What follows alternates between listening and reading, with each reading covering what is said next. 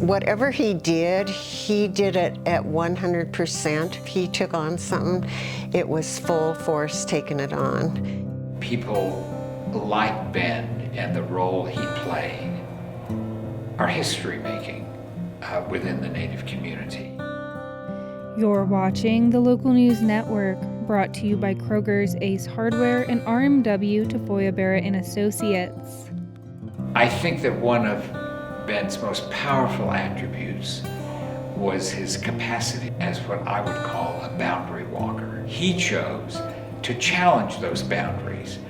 At the same time, he remembered on whose behalf he was acting to pierce those boundaries in ways that made the larger community understand, first of all, that we were here, and second, that we were part of the fabric of this country.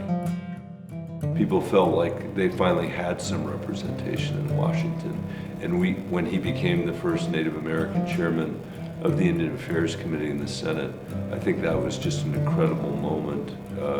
He held up a mirror to the members of the Senate about our real history and the failures of the federal government to fulfill our responsibilities with respect to the tribes. And Ben, I think, was a champion above all other champions for the tribes. Ben always felt that there was history to be preserved on behalf of tribes and Native people throughout the United States. But there was a future also to be created.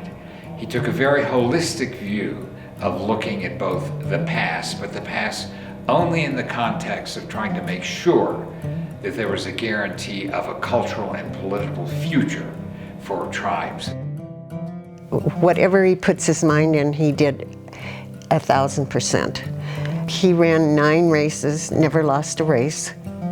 I remember one time I was at a town hall meeting where somebody was saying, well, we pay all of your salary. And Ben said, he was very quick and he said, well, I just checked with the accounting service in Washington, D.C. before I got home, and I found out that every person in the 3rd Congressional District pays 23 cents of my salary. And he had a quarter in his pocket and flipped it on the audience and said, here's your money's back. I mean, he was just, you know, he was so different than any other politician I'd ever seen. He came from a really poor, bad home life.